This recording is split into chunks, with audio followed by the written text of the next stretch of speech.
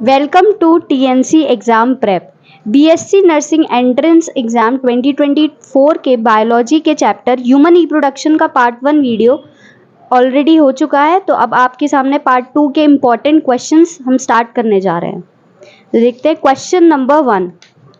The branch of embryology which concern with the study of abnormal embryonic development is termed as.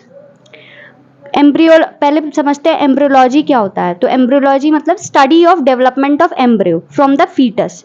ठीक है, तो उसकी branch से पता चलता है कि कौन सा study of abnormal embryonic development है।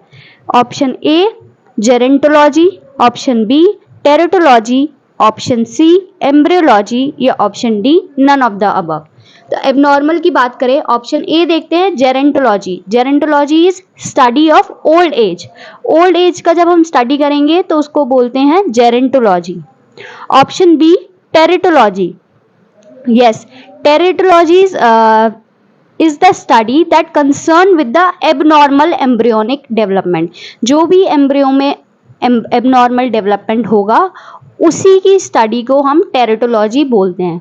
एम्ब्रियोलॉजी तो पूरा ही डेवलपमेंट होता है एम्ब्रियो का, ना कि अबनॉर्मल, तो दैट इज नॉर्मल ओनली।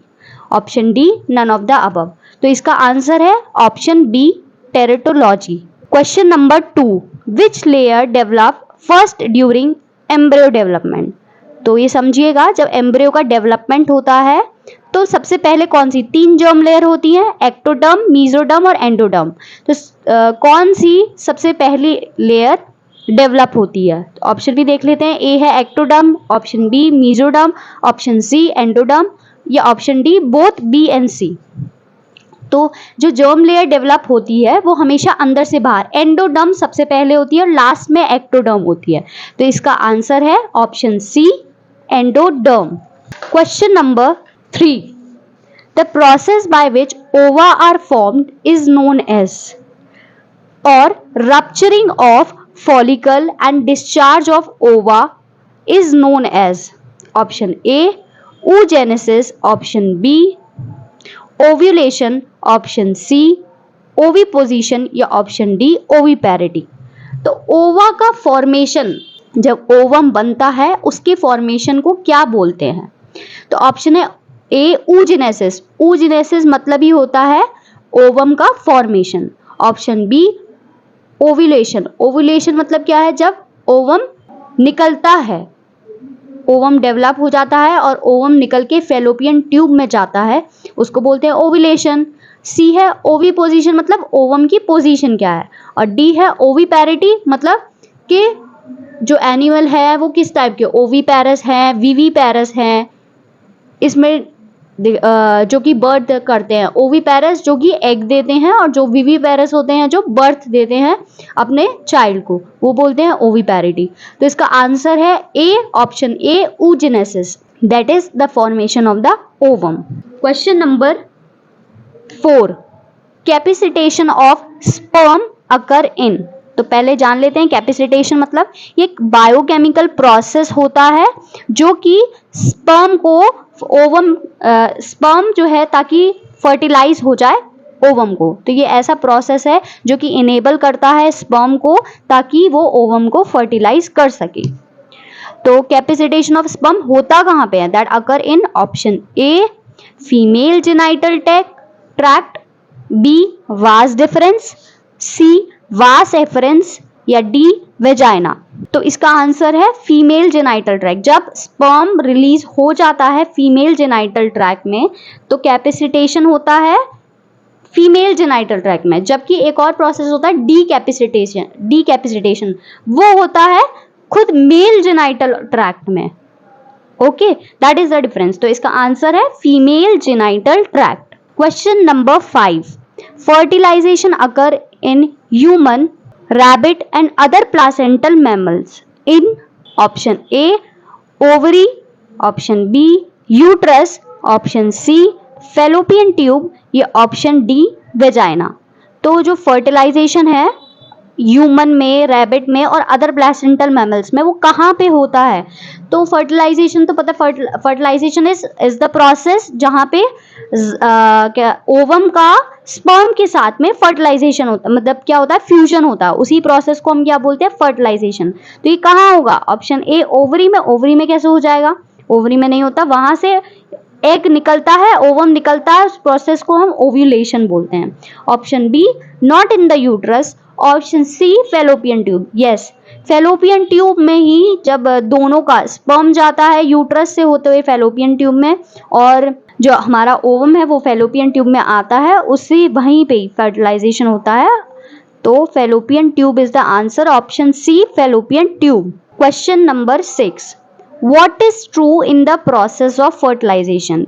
इनमें से क्या फर्टिलाइजेशन के प्रोसेस में सही है? Option A only one sperm reaches the egg and enters it. सिर्फ एक ही स्पर्म एग पे रीच करता है और वही एंटर करता है। Option B the entry of sperm activate the egg for completing meiosis. तो जब स्पर्म की एंट्री होती है एग में, जैसी ही एंट्री होती है तभी सेकेंड मियोसिस होता है। Option C 2 haploid nuclei fuse and immediately divide to produce 2 nuclei which are again haploid। तो देखो, दो हैप्लॉइड न्यूक्लियाई जब फ्यूज करेंगे तो ऑब्वियस है उसकी प्लॉइडी क्या होगी, 2n होगी, तो डिप्लॉइड होनी चाहिए ना कि हैप्लॉइड।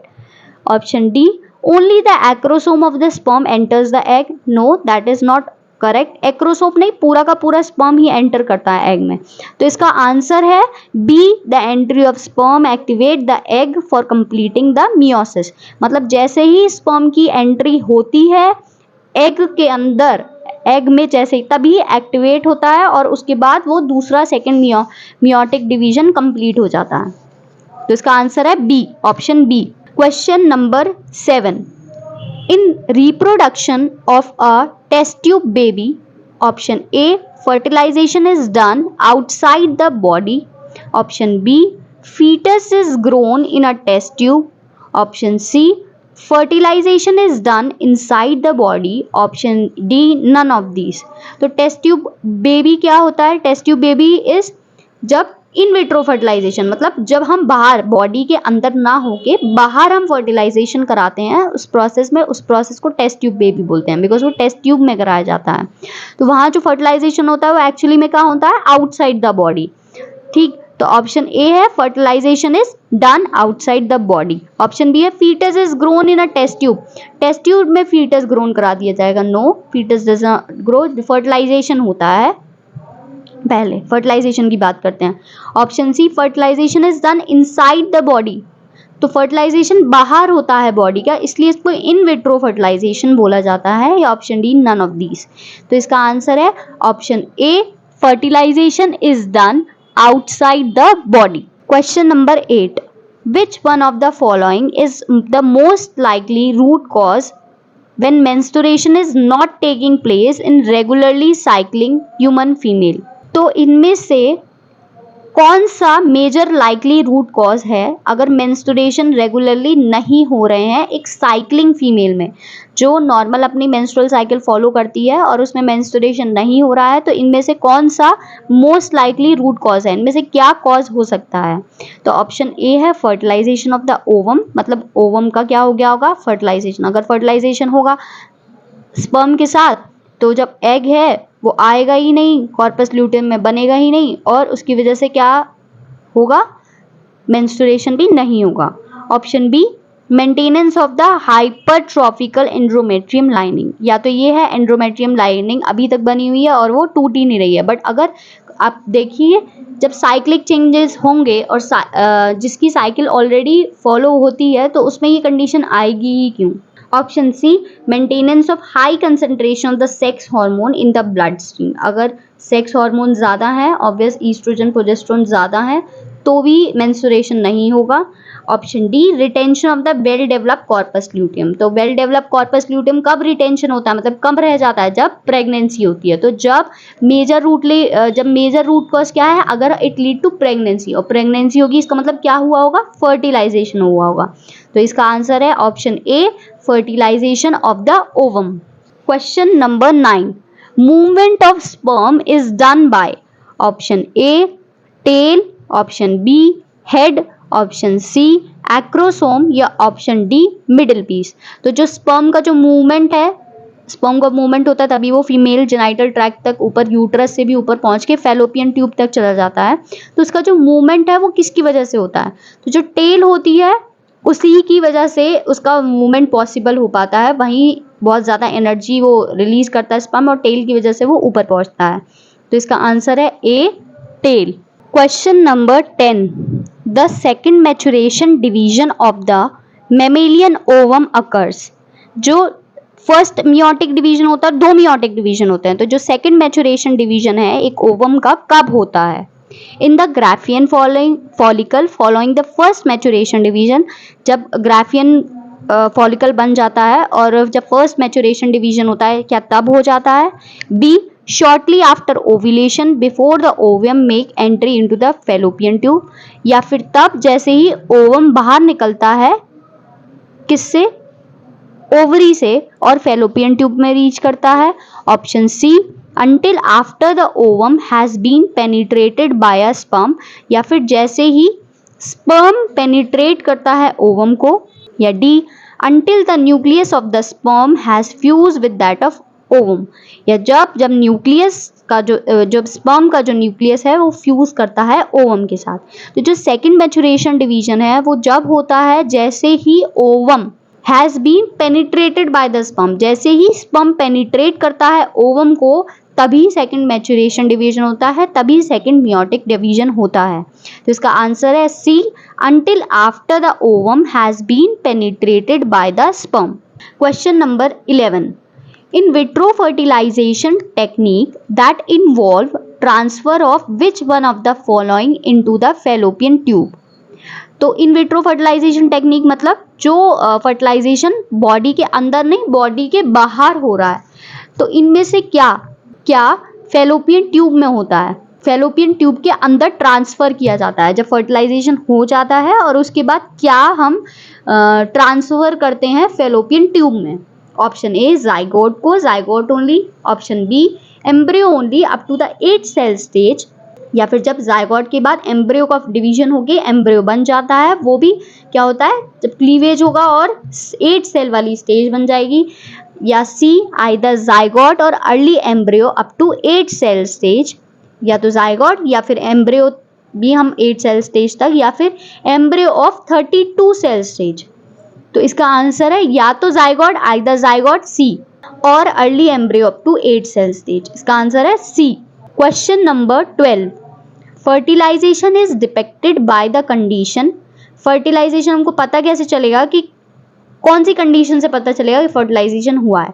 तो उसकी हम प्लॉइडी देख के ही पता चल पाते हैं। दो ऑप्शन देखते हैं पहले, ए एन से 2n की प्लॉइडी बन गई, बी 2n से 3n मतलब डाईप्लॉइडी से ट्राईप्लॉइड हो गया, ऑप्शन सी 2n से 4n हो गया, या ऑप्शन डी 4n से 8n हो गया। तो हमको पता है कि स्पर्म या फिर ओवम की प्लॉइडी हैप्लॉइड होती है, n होती है, और जब वो दोनों फ्यूज करते हैं तो उनकी प्लॉइडी हो जाती है 2n। तो इसका आंसर है ए, ऑप्शन ए, n से 2n तक बन जाएगा। Question number 13, the only human system that is derived from the all the 3 germ layer is. इनमें से कौन सा ह्यूमन सिस्टम तीनों जर्म लेयर से मिलके बना है? तीनों जर्म लेयर कौन सी? एक्टोडर्म, मीजोडर्म और endoderm. Option A digestive system, option B excretory system, option C respiratory system, या ऑप्शन डी नर्वस सिस्टम। तो इसका आंसर है डाइजेस्टिव सिस्टम, क्योंकि एक्सक्रीटरी सिस्टम मीजोडर्म से डेवलप होता है, option C respiratory system endoderm से होता है, और नर्वस सिस्टम एक्टोडर्म से होता है। तो इसका आंसर है ऑप्शन ए डाइजेस्टिव सिस्टम, जो कि सारी तीनों जर्म लेयर से डेवलप होता है। This is very important question. Question number 14, the mammalian blastula is known as. जो ब्लास्टुला होती है उसको हम क्या बोलते हैं? Option A foetal blastula, option B blastocyst, option C trophoderm, या ऑप्शन डी ओलीमा। तो जो ब्लास्टुला क्या है? ब्लास्टुला पहले जाइगोट बनता है, उसके बाद क्लीवेज होके 8 to 16 तक मोरुला स्टेज होती है। मोरुला स्टेज के बाद ब्लास्टुला बनता है जो कि डेवलप होता है ब्लास्टोसिस्ट में। तो एक्चुअली में जो मेमेलियन ब्लास्टुला होता है वो क्या होता है, ब्लास्टोसिस्ट होता है। ठीक, तो इसका आंसर है option B, blastocyst. Question number 15, a change in the amount of yolk and its distribution in the egg will affect।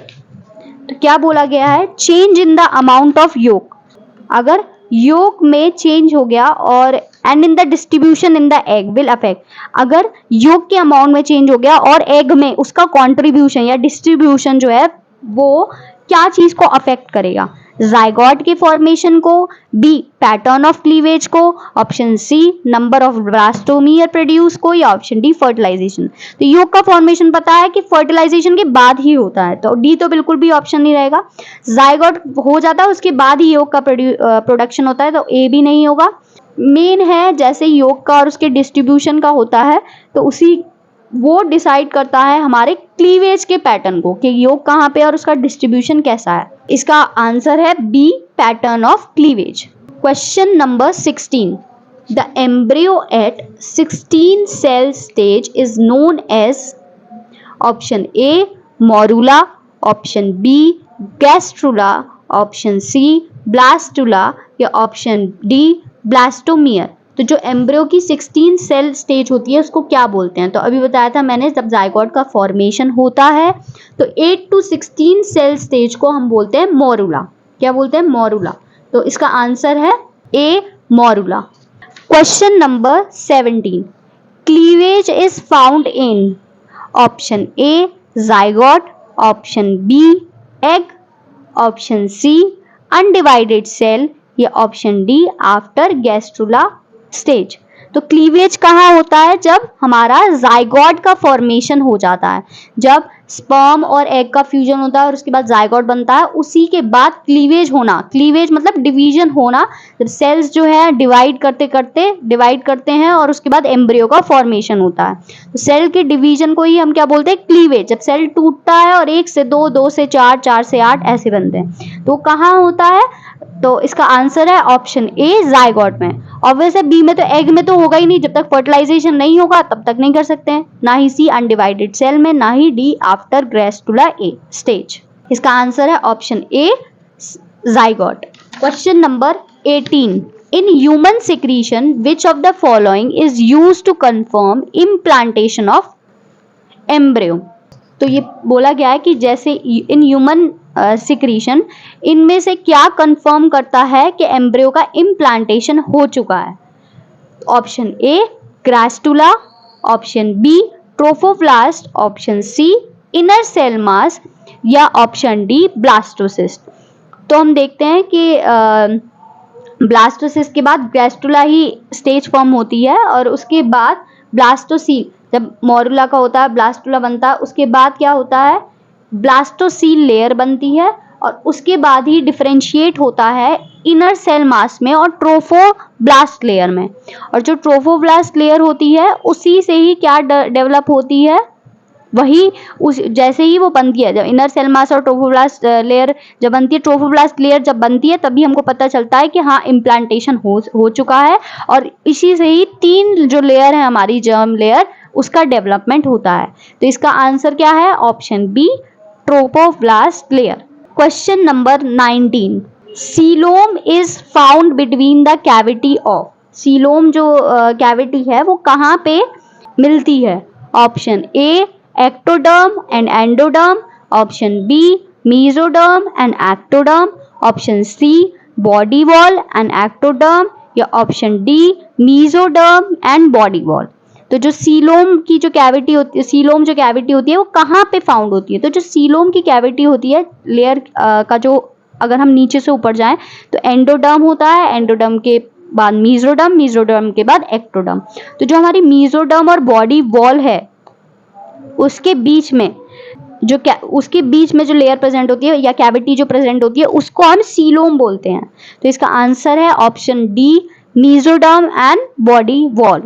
Question number 20, which of the following hormone is secreted bye implanted blastocyst that act on the corpus luteum in the ovary, stimulating the body to produce estrogen and progesterone to maintain the uterine lining.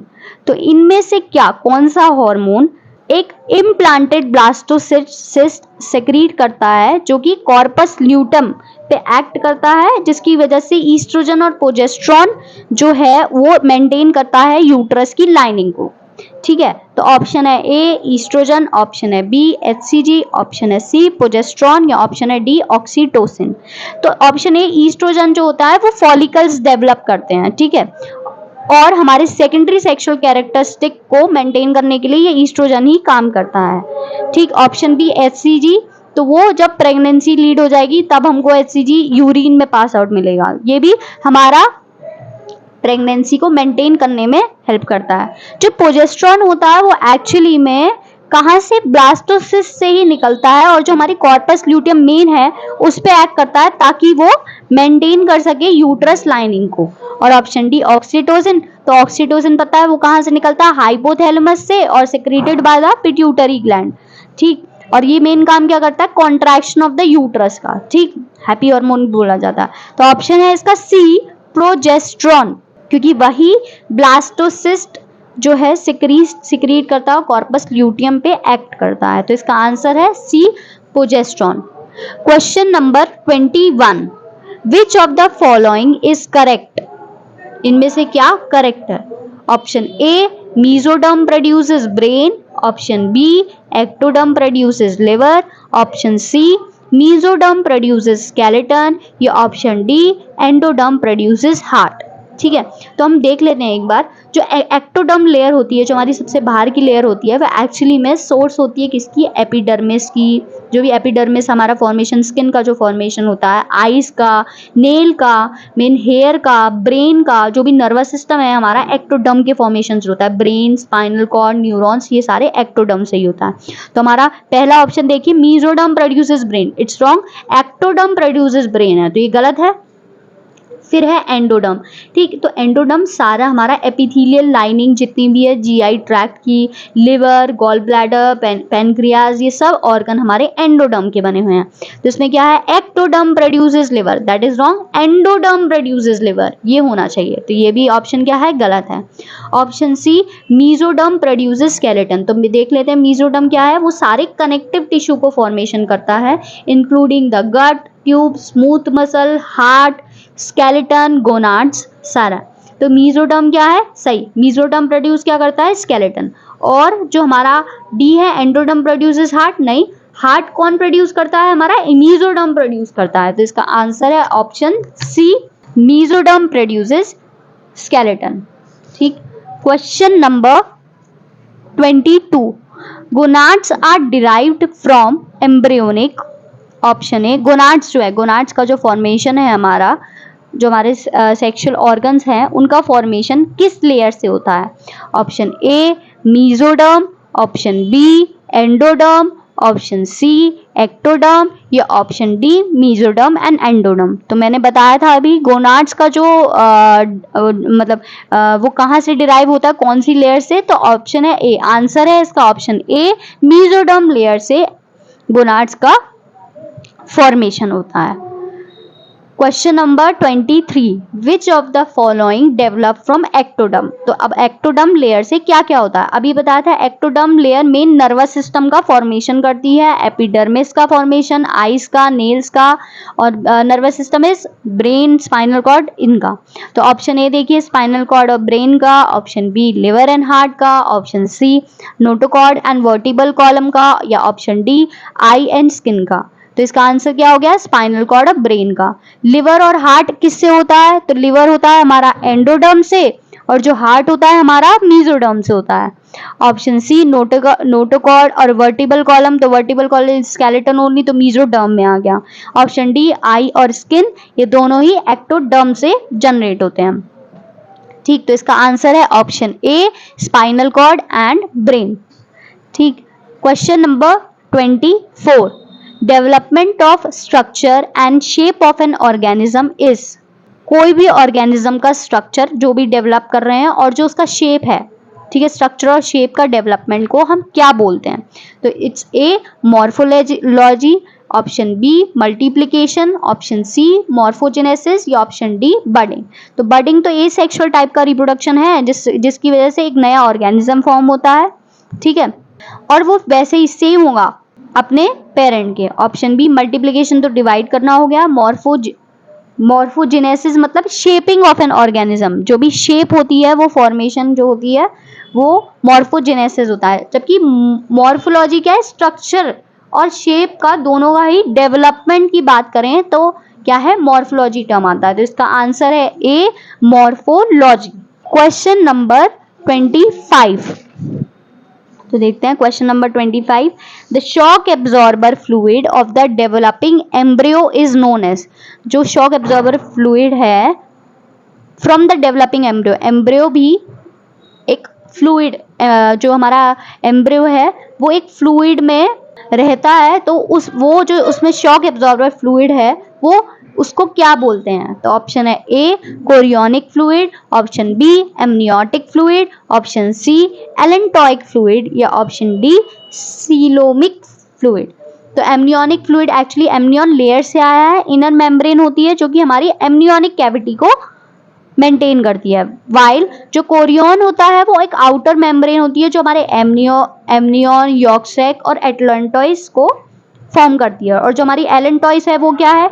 ये layer होती है, ऐसी layer जो कि help करती है embryo को ताकि वो गैस और जो हमारी लिक्विड वेस्ट है, डिस्पोजिंग लिक्विड वेस्ट को बाहर भेज सके। तो इसका आंसर ऑप्शन है A chorionic fluid, option B amniotic fluid, option C allantoic fluid या ऑप्शन डी सीलोमिक फ्लूइड। तो इसका आंसर है एमनियोटिक फ्लूइड, जो कि शॉक एब्जॉर्बर, उसी फ्लूइड में ही हमारा पूरा एम्ब्रियो रहता है और वही होती है जो कि शॉक एब्जॉर्बर का काम करती है। तो इसका आंसर है बी एमनियोटिक फ्लूइड।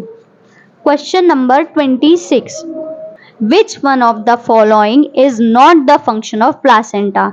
इनमें से क्या प्लासेंटा का फंक्शन नहीं है?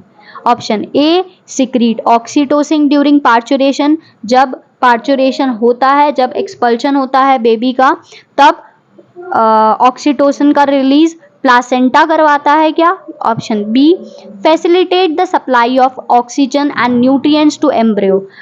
क्या प्लासेंटा फैसिलिटेट करता है ऑक्सीजन और न्यूट्रिएंट्स को एम्ब्रियो तक पहुंचाने में?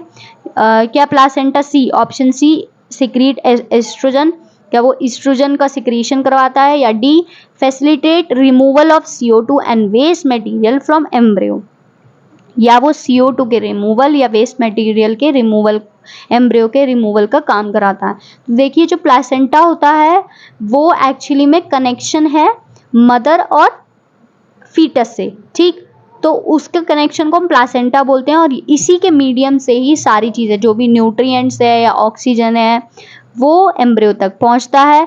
ईस्ट्रोजन का रिलीज भी वही कराता है ताकि एक इन्वायरमेंट बना रहे। ऑप्शन डी है फैसिलिटेट रिमूवल ऑफ CO2, वहीं से ही रिमूवल होता है जो भी वेस्ट है या CO2 का। और जो हमारा ऑक्सीटोसिन है वो रिलीज होता है हाइपोथैलेमस से, और जो सेक्रीशन होता है वो होता है पिट्यूटरी ग्लैंड से। तो एक्चुअली में प्लासेंटा रिलीज नहीं कराता ऑक्सीटोसिन को, वो हाइपोथैलेमस से निकलता है। तो इसका आंसर है option A secrete oxytocin during parturition. Question number 27, which of the following induces parturition. Parturition मतलब एक्सपल्शन ऑफ द बेबी, जब एक्सपल्शन होता है तो कौन पार्चुरेशन को इंड्यूस कराता है, कौन सा hormone? Option A vasopressin, option B oxytocin, option C growth hormone GH या option D thyroid stimulating hormone TSH। तो जो वेसोप्रेसिन होता है उसको एंटी डायूरेटिक हार्मोन बोलते हैं और वो भी हमारा पोस्टीरियर पिट्यूटरी से निकलता है। उसका मेन काम है यूरिन के फ्लो को मेंटेन करना, पार्चुरेशन का काम नहीं होता। ऑप्शन सी देखिए ग्रोथ हार्मोन, तो वो हमारी ओवरऑल ग्रोथ के लिए होता है, वो भी कहाँ से निकलता है? पिट्यूटरी ग्लैंड से निकलता है।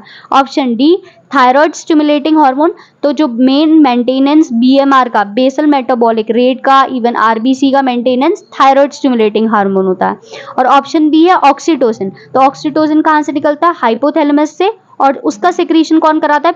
पिट्यूटरी। और यही मेन काम करता है हमारा पार्चुरेशन का, जो कि उसकी वजह से ही यूट्रस में बहुत मेजर कॉन्ट्रैक्शन होता है, जिसकी वजह से बेबी का एक्सपेल्शन हो जाता है। तो इसका आंसर है option B, oxytocin. Question number 28, gestation period in human being is about. तो जेस्टेशन पीरियड क्या है? जेस्टेशन पीरियड जो भी फर्टिलाइजेशन हुआ और उसके बाद तक का जो भी पार्चुरेशन का पूरा पीरियड है।